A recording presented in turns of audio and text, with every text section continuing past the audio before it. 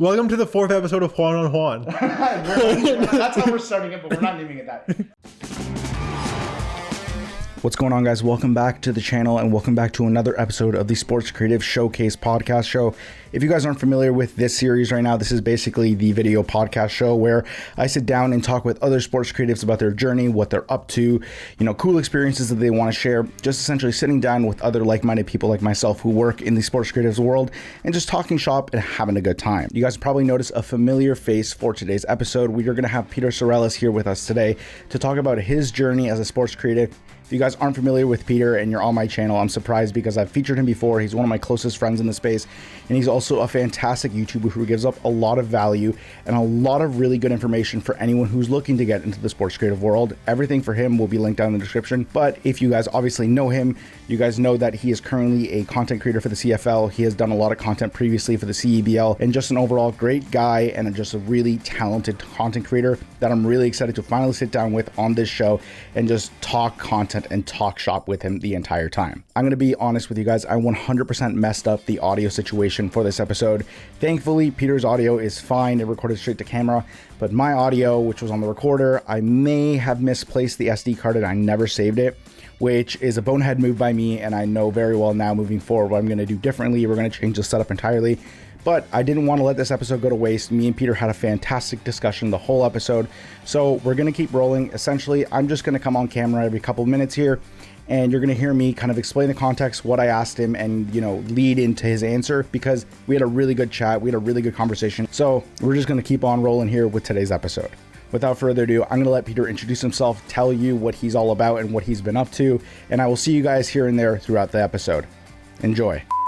My name is PETER SARELLAS. I'm a videographer and editor from Toronto, Canada. I specialize in sports videography, which is the intro I always give on my YouTube channel. I finally witnessed that intro in person. I say that intro every single time to the exact same tone on my YouTube channel, where I make sports videography tips and tutorial videos. Sometimes we do vlogs going along on professional shoots and filming professional sports games, and basically just helping you become a better creative and a better videographer, specifically focusing on sports. I also work full-time as, I don't remember my job title off the top of my head, but I shoot and edit videos for the Canadian Football League. You're a content producer. I'm basically just a content producer for the Canadian Football League.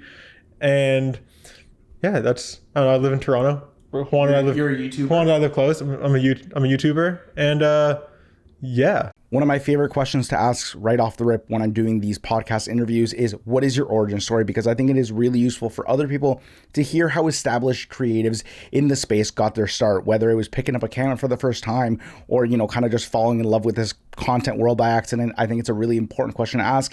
And that's what I get Peter to talk about here, how he started, his origins, and how he kind of built himself up to get to where he is today. It kind of started I was on YouTube previously. When I was early, my very first videos were on YouTube, and it was basically just a travel vlog type of thing, which I'm sure we'll talk about in detail, so I won't go into the specifics now. But I already had some experience filming myself and posting YouTube videos. I was having a lot of fun with it. So then when I got into sports videos, me sharing what I knew was, one, a way to document my process, and two, a way to help other people who I would have loved to have around. I wanted to be the person that new sports videographers can look to. I want to be the person that I wish I had when I was first starting to make sports videos, and I didn't know anything. I didn't know how to price myself. I didn't know specific effects. I couldn't look up anything. You know what I mean?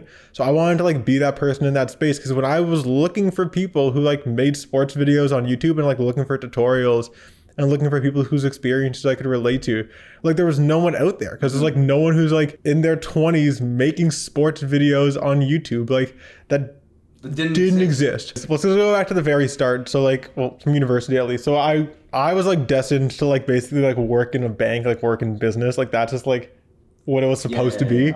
Yeah. I went to business school, a school in Quebec, and I didn't like where I was going to school. First off, I was in a small town, and I'd lived in Toronto my whole life. So I was just really not myself in that place, and I wasn't enjoying my time there. Mm-hmm. But I was doing this business degree, so I wanted to just get as far away from where I was as possible, because I didn't like it. So I went on an exchange basically with my university to Australia for a year. Because it's where's the furthest place from here? Australia. Oh, probably Australia. The bottom of the earth. But I was living in Melbourne for 8 months, and I kind of wanted to document my experience going down there, because it was a very cool thing. I really liked it, and I wanted to be able to look back on that. But I don't like writing at all. I didn't want to write a journal. So like, okay, how can I keep a journal without writing? Oh, I can film a video and I can keep a video journal that way. But I had like this little GoPro and a bootleg version of Premiere on like a really not so good laptop. And I edited like 40, very bad by the way, and they're not public, so don't go looking for them. So I made like 40 YouTube vlogs on like this really bad GoPro. And it's like they were all bad videos, but it was just like getting the learning process out of the way. And like I discovered in the process that I love making videos. So by the time I got back to Quebec, like I only had 1 year left in this business program. So, but I knew I love video and I wasn't sure what to do with that. But I decided like, hey, I'm going to try to make a career out of making videos somehow. And I knew nothing about it at the time. So I actually finished business school because there was only 1 year left. And I was like, okay, I should finish this. We put so much time and money into it. Let me just wrap it up in case I ever need it. So I have a BBA right now, concentrated in finance. I never use it. Yeah. And then like literally I graduated in spring of 2018 and fall of 2018, I was enrolled at George Brown College for video design and production. Okay.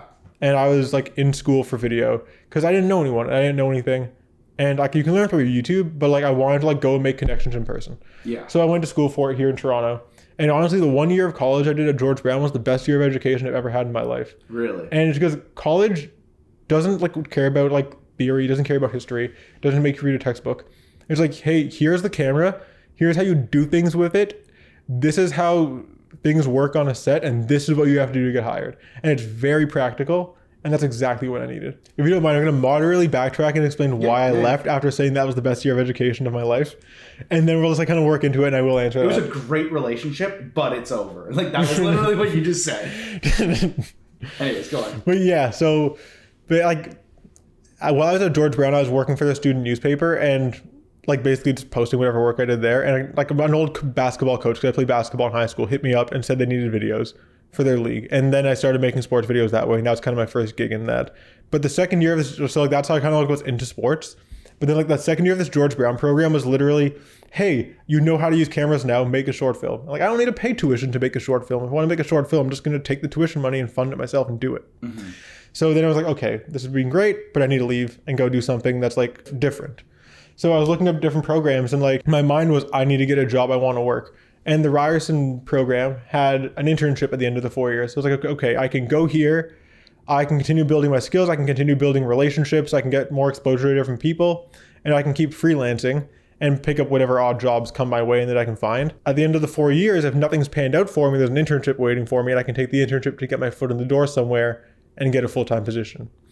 So that was the logic for transferring to Ryerson. And if there was no internship at the end of it, I wouldn't have come to Ryerson. I guess while I was there, it was just like, I saw an opportunity to shoot for the Rams, like film sports through the university. And at the time I was only filming youth sports. So that was the highest level of sport that I had filmed. And like, I was making like ridiculous videos for like 5th grade basketball, but like, it's still like, there's kind of a cap on that. Like the skill level's not there. You do so much with like a certain like area. Yeah. So then like getting that exposure, like at Ryerson to film like different sports, to film sports at a higher level, and even just connection with different classmates to go and film different things and make different projects was awesome. I was posting my work and sharing everything the whole time, but when the pandemic hit and then we weren't even in person anymore, it was like I'm paying how much tuition to sit in Zoom calls and like not make anything. Mm-hmm. I found everything I was making was just me going out and making my own things and like freelancing and taking on personal projects and making money and making actual money that I was then putting back into school to be on Zoom calls that weren't leading me to anything. So like I was going to stick it out for the internship if I didn't have anything come my way, but I was like actively applying to jobs. And I ended up leaving Ryerson when I got a full-time job offer to work with the Canadian Elite Basketball League, the CEBL, which is like Canada's domestic professional basketball league. And they saw all the basketball videos I was doing for Ryerson and for youth sports, and they offered me a position after like a whole interview process. Yeah. And it was very much like an entry-level job, but it was like, okay, I can stay at Ryerson and keep doing like Zoom classes and whatever and get to some internship, and I'll see where that leads me in like 2 years.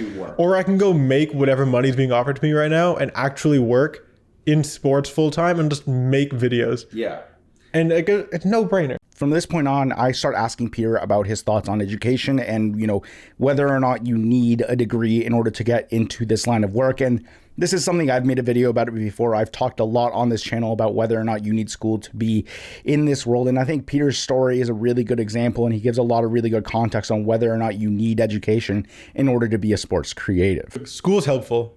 First of all, school is absolutely helpful, not because of like the in-class stuff, because that's only going to take you so far, and no one in school is going to teach you how to be a good editor, and you need to be a good editor, but just for the connections that you can make, and then to leverage those going into the future. You never know where people are going to end up, and when one of the connections you made in university goes and works for a team or something, and they need a freelancer, guess who they're looking at? The guy who they worked with for 4 years in university. So those connections are valuable, but your reel is like gold. That's the thing that's going to get you hired, and you need to be making projects outside of school that align with your interests and align with the field that you actually want to work in while you're a student and have the free time to do so. And that's way more important than like getting a 90 in all of your classes. I'd much rather get 60s throughout everything in like a media program and have an awesome reel than get 90s and like never make a project outside of school. What I really admire about Peter is how hard of a worker he is. And I think the best part of his story is what he did before even getting close to working in professional sports, first with the CEBL. So the next question was essentially how he carved his brand and created this image for himself in order to find these opportunities down the road. And I think this is one of the best lessons from this entire show is what he did before he even came close to working in professional sports, which is something I think everyone can take from, especially if you're just starting off. Like just making videos that were like at a professional level for non-professional leagues like is kind of like what set me up for success, because like when I got to the CBL and I was shooting professional basketball, the expectations were like nothing beyond what I wasn't already doing for like 8th graders and like elementary school kids playing basketball. The videos look the same. It's just like there's bigger, faster, stronger people who can jump higher in front of the camera. But like the actual content was the same, and like it looks better when you get like guys dunking all game and stuff like that, and you know, the plays like at a higher caliber, like that just looks good on camera and people are more engaged by it. But like from a technical perspective, what I was doing when I was editing, what I was doing when I was filming was the exact same as what I had been doing for 2 years for Ryerson and for the Canadian Youth Basketball League and for like men's leagues and whatever else, right? So like I was ready to do that job from day one, and I was like productive in it. Like I started following the league around when they did their bubble in 2020, just because like I had mutual connections from like shooting youth basketball and shooting basketball like in different places. The Canadian basketball scene is pretty who are like, yeah, it's a small scene, who are like following the league. So like they would share posts and I would see about it, and then I was like, oh, there's a Canadian domestic league, let me follow this. And they literally just posted on their Instagram something said hiring video producer or something like that. And that post, I'm pretty sure still to this day, unless one of the recent J. Cole posts surpassed it, is the most commented on and engaged on post they've ever posted. That's hilarious. There was like 900 comments on it or something. People were like, "Oh, job shooting basketball." So like it got shared around, and this was during the pandemic too. So like people were getting laid off and like jobs were tight and sports leagues weren't running. So like this was like very like a big deal. There was like a sports job out. So like people were like sharing this, people were applying, and like I just shot my application in because like I'd been doing this and like it was an easy thing for me to apply to. I remember sending it to you, and I was like, "Dude, like." I think like 7 people sent that job to me. Yeah. So like I applied for it, and like we went through like 2 rounds of interviews in person and like a test project or something, and yeah, they just ended up picking me because they liked that like I was experienced in that very specific niche that they were looking for, and I was young and could grow with the company. And like, look, I'm not with them anymore, and like that's the way it goes sometimes. But like it was a great experience while I was there, and like to be able to work with the CEBL and like be there, I was their very first video hire. So like not only did I get to build a portfolio with them, but I got to kind of like shape their digital presence with regard to video from where I started, which was, hey, we have all this archive footage banked that we had of this documentary production company shoot. What can you do with it? To like, here's like a whole team of people and we have a video strategy and we're just going to like do it and kill the social space. And we're bringing in players who are going to like look good on social and making this like a social production. Like it's night and day. Me and Peter both really understand and relate to each other on the sense of the realities of being a full-time sports content creator. So here I get him to talk about what it's actually like working full-time in the sports world for his first opportunity with the CEBL. We talk about things like work-life balance, how much you're actually working throughout, you know, a week, and what that experience really is like. And I think it's a really eye-opening answer and a really eye-opening explanation for some people when they hear that, you know, this line of work does take a lot of hard work. And even when you get here, that hard work doesn't necessarily just stop.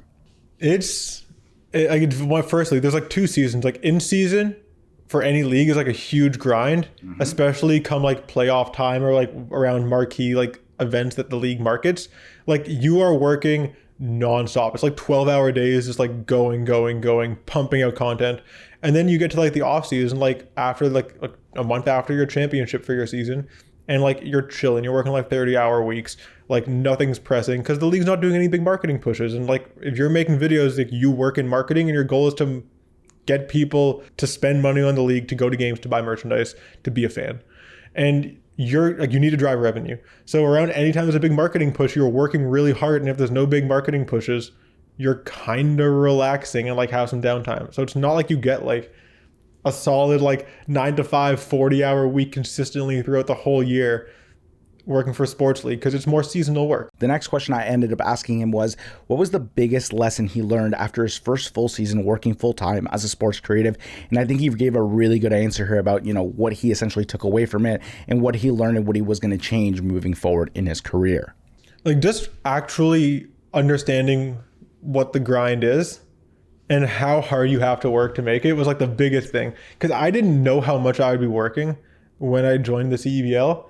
And like especially working for like a newer league, it was like very much like a startup culture. It's like all hands on deck, like we're doing everything, like even if stuff's like not necessarily within your scope, like we just need people to help and we need to go and we need to get the job done.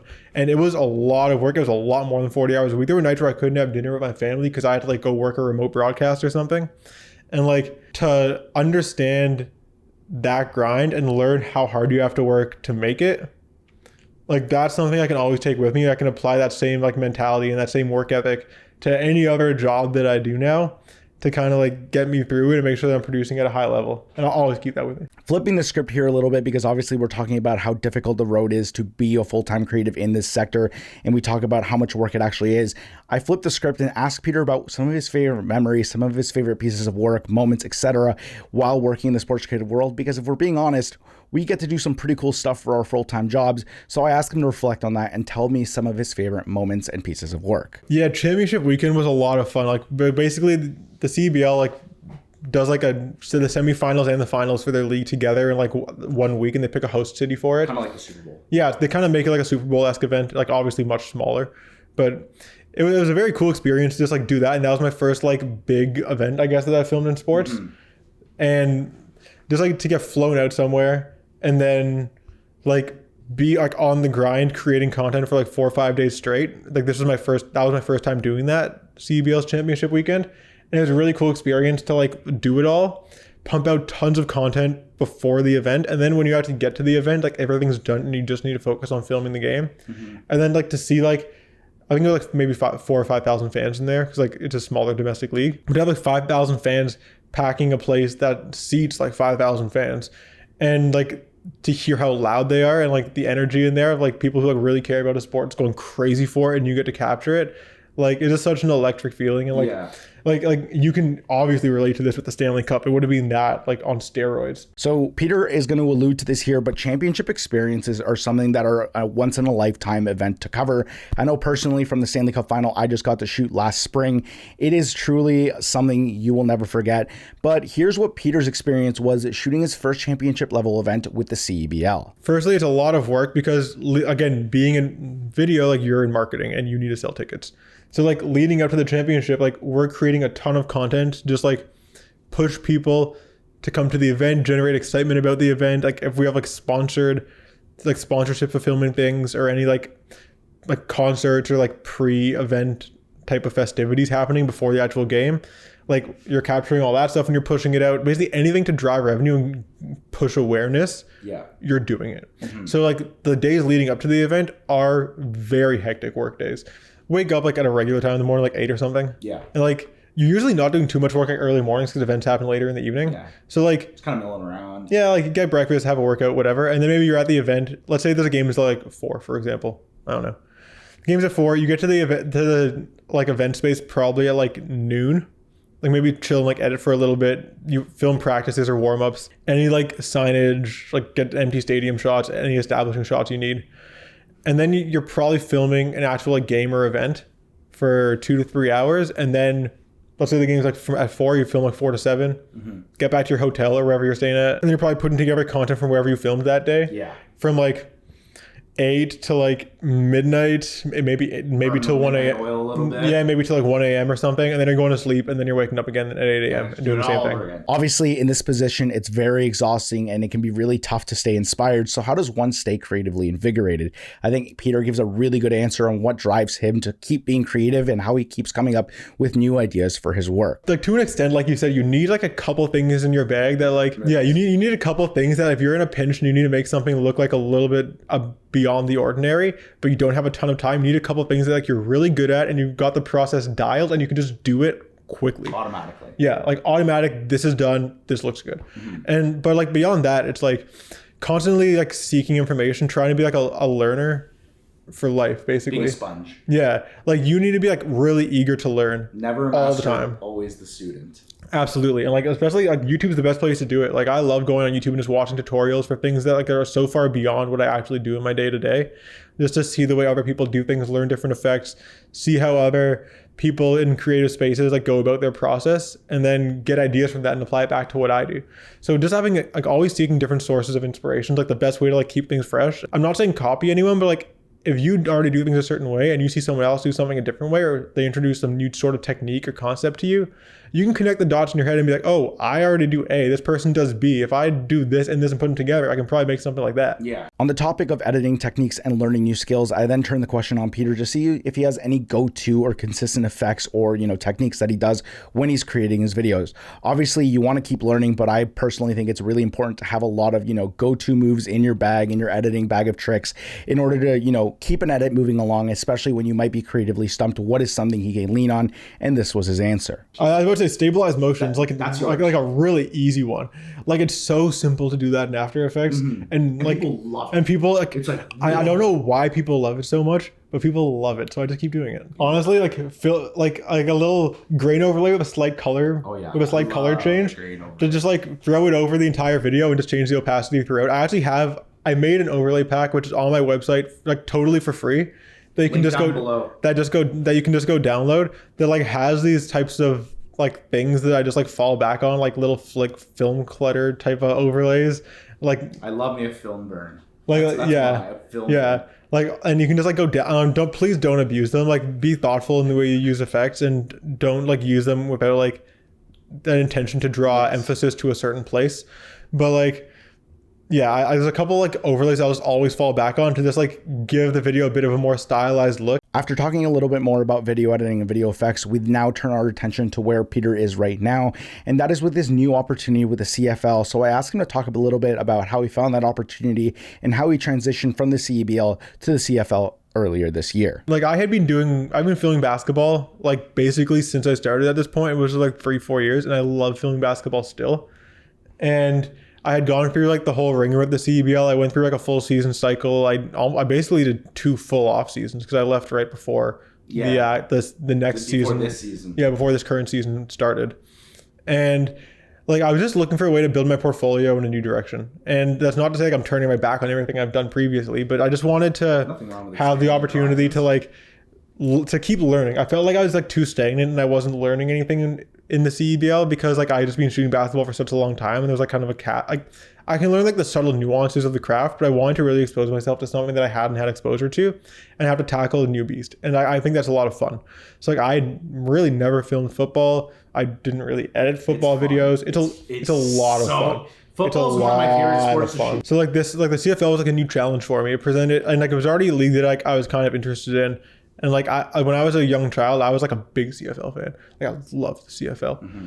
So like it was something that I was interested in already. It was something that could be progressive for my career. And when they posted a job, I just thought it was like a really good opportunity. So I applied, and I had actually already freelanced with them a little bit previously, thanks to a connection that I'd had. And yeah, things just worked out. They liked my work and they wanted to give me a shot, and we've just been going with it. Obviously, it's a little bit intimidating leaving an area of comfort and going somewhere where you have to like start fresh. There's new procedures to learn. You have to learn new names and faces, and like no one really knows who you are, and you have to like reestablish yourself. Like that is a little bit intimidating, but like I knew that I was capable of doing it, and like I know that I'm good enough to work for any league in the world. Like, I'm not worried going to any space that like I can't hang, because I know I can hang. Honestly, it's been a lot of fun. Firstly, just the content that I'm editing on a daily basis and the content that I'm filming when I have the opportunity to is like so engaging. I have so much fun at work. Like, it's awesome. It's and not like work. You're just having fun. It's like I would do it for free, but I just get paid, which is great. Yeah. There's a lot of like, obviously that doesn't mean like every single project I'm like super in love with, and you're never gonna have a job where you love every single project. You're always gonna have those marketing videos that like you have to do, and they're not really engaging. But it's part of the job. Absolutely, and like every job is like that, where like you can't, and not every project is a passion project, or else it wouldn't be called that. Mm-hmm. But like, yeah, I just like, there's a lot of like creative flexibility where when the opportunity presents itself, I can work on projects that I feel more strongly towards, which I really appreciate. And everyone's really understanding. I have great work-life balance where like, if there's concerns, if I'm feeling burnt out, I can express that to someone and it can be attended to. This is a really fun part of the conversation for me because we both worked in the CFL at some point, so we really understand what the Canadian sports scene is like. So we start discussing on how Canadian creators can find opportunities in the sports world with leagues like the CEBL and the CFL. And I also am getting to talk about some of the experiences he's already had, including his trip out to Halifax for the CFL's East Coast game. So like, it's very much recognized and people know what it is. But the digital presence didn't come along any faster than like when social media came, that's when their digital presence started. You know what I mean? So it's still like a building thing.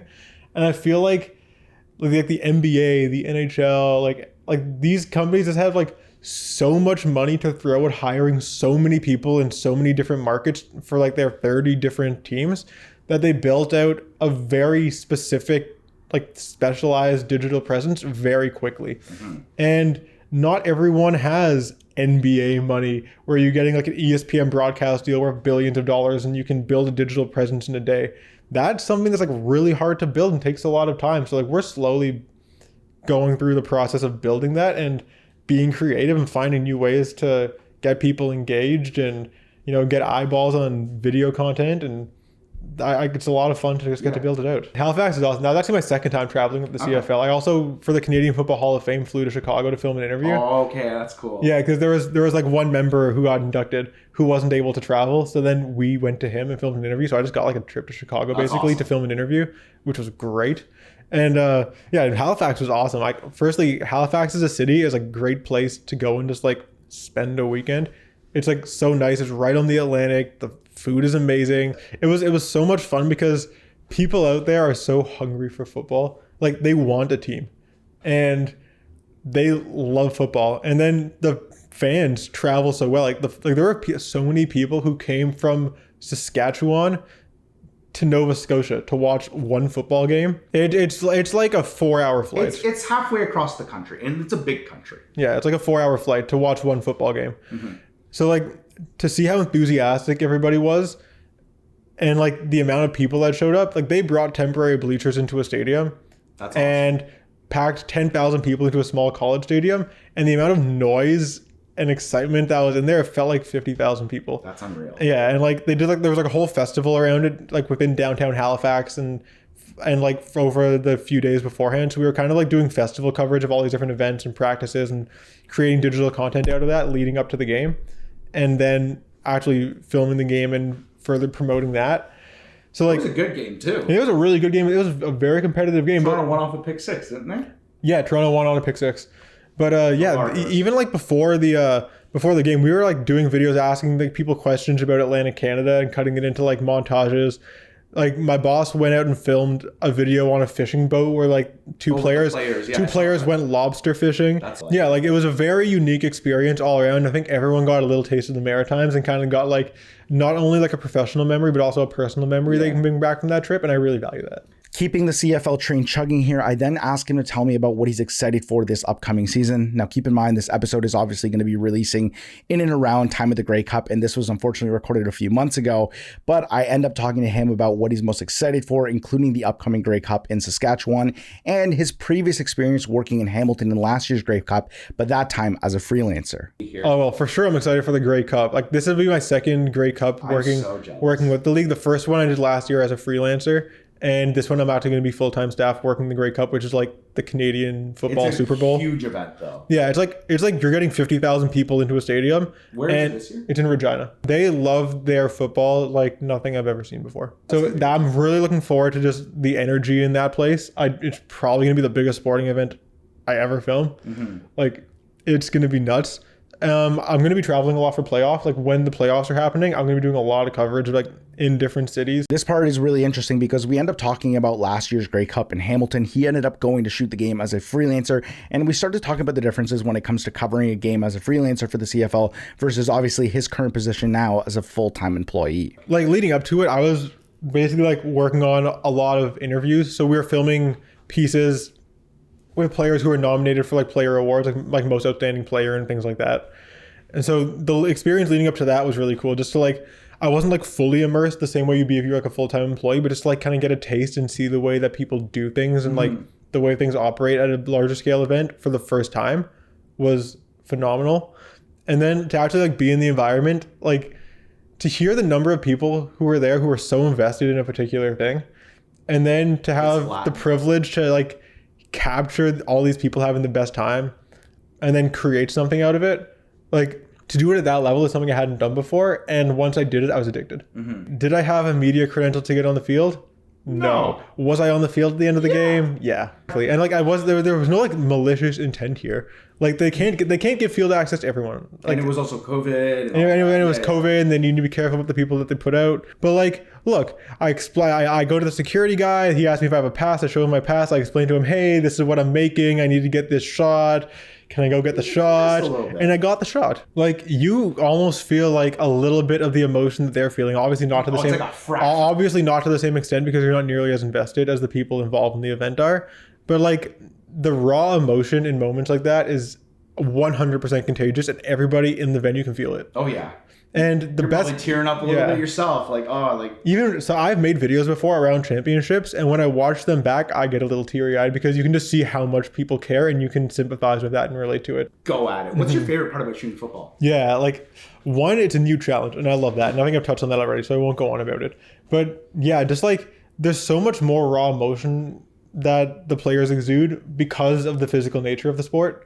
So, like I'm going to use an example from last night, and I'll send you this video clip so you can include. But I was filming a game last night in Hamilton, and there was a clip where a player on Montreal was returning a kickoff, and a guy from Hamilton, like, ran up on him, completely, like, completely read his move and just rocked him, took him down, and then he crawled on all fours like 5 yards, got up, looked right at me, and started beating his chest and yelling. And it's like, there's very few other sports where people exhibit that level of emotion, and when the shots that have that type of emotion are the best ones that you want to share forever. So, like that shot's going in my demo reel this year. I'm gonna post it on my Instagram. Like, it's awesome. Probably gonna be on your gravestone at some point. Like, there's so many moments like that you can reflect on. This is just the one that's in my mind because I filmed it yesterday. Last but certainly not least, I asked Peter to answer, I think, what is going to be a recurring segment on this podcast, and that is, who would be in your starting 5 of all-time sports creatives? If you had to work with 5 people on a project, who would it be? And this was his answer. I was gonna be super biased and, like, say all my friends first. Yeah. So yeah, like, you, Colin, Pete for sure. Actually, I want to go to Atlanta so badly just to, like, grab a beer with you, Pete. Like, Pete, fly us out to Atlanta on that MLB button. I'm coming. I'm gonna, like, make a vacation out of it. E from Beyond the Game. Yes. Yeah. Yes. Man, I gotta put E up there. Like, what a good guy. I've talked to him a few times. Super dope dude. So E for sure. How many is that? Is that 4? That's 4. You got one more. Oh, me. You okay? There you go. Where can the people find you if they don't follow you already? All right, so my YouTube channel, if you just search Peter Sarellas, or that my last name is tough to spell, so it's like Peter SAR, I'm gonna come up. Or you search Peter Sports Video, come up on YouTube. Look up good looking Greek guy talks about sports on YouTube. Yeah, but it'll be in the description anyways. And then it's at P Sarellas, SARELLAS. I'll have everything in the on all channels except for YouTube. I totally lied. We have one more question. And this is one that obviously I've asked in every single episode, and I will continue to ask. And that is, what is one piece of advice you would have to someone who is just starting off or doesn't really know how to get started in the sports creative world? And I think Peter gives one of the best answers we've heard on this series so far. Make something and post it, and then make something again and post it again, and just keep doing that. Don't think twice about it. If you make something, post it, and just make things that you want to do professionally. Because when people see something online that you do, they're going to hire you for that thing. Okay. And that does it for this episode of the Sports Creative Showcase podcast. I hope you guys enjoyed. I hope you guys got a lot of takeaways. Peter is an awesome dude. Very talented creative. I would highly recommend to follow him on all platforms. If you haven't so already, I'll make sure to link everything down in the description below. Go give him a subscribe on YouTube. He's growing exponentially on this platform. Awesome dude, 100%. Someone I want to have back on this show at some point. Peter, if you're watching this now, I appreciate you being on it. I appreciate all your insights. You're a real one, my guy. If you guys enjoyed today's video, please consider giving it a like. I would really appreciate it. And also, if you guys are new here and you haven't subscribed yet, please consider doing so, as I would really appreciate it and would help the channel grow a ton. Feel free to leave any questions you have for Peter or myself in the comments, and we'll try to get to them as soon as we can. And also, if you guys have anyone in mind that you guys want to see on this podcast show, leave it down below and I'll see if I can make it happen. One more thing I want to announce, and that is that this podcast show is going to also be available coming up soon on all podcasting platforms like Spotify, Apple Podcasts, whatever you guys use. I'm going to be making it as a audio only experience as well. After talking to a few people, you know, as much as I wanted to keep this a YouTube exclusive show, I figured that for the accessibility of a lot of other people who maybe don't want to have to watch a video but want to just throw on a podcast on their way to work or, you know, on their daily commute and just, you know, tune in and experience these conversations I have with people, it makes a lot more sense to also release this on those podcasting platforms. So that's exactly what I'm going to do. So stay tuned on that. I'm going to be doing it over the next week or so. Hopefully every episode I've already shot, I think it's up to 4 episodes with this one, will all be on the podcasting platform as well, audio only. But always, if you want, this video version will still exist. I think this will be my main priority because I love having them visually here and I love showing these conversations off. And also, hopefully in the future, we do more of these in different situations or different locations. So the video platform is here to stay. One thing I am going to be doing a little bit differently though, just to give some priority to my YouTube audience and subscribers, is that I'm going to be dropping the video podcast first a week in advance. So after 1 week of the video podcast being up, I will then drop the audio podcast on those platforms a week after. Again, just to give a little exclusivity to my subscribers and to my channel here. So if you do want to catch it ahead of time before it drops on the audio platforms, the video show will always be here. And then a week after, you can catch it on your favorite podcasting platform, whatever that might be. I hope that made sense. It made sense in my head when I was saying it, but I'm pretty sure you guys get it. Anyways, thank you guys so much for tuning into this episode. Really appreciate it. And I will catch you guys in the next video. Peace.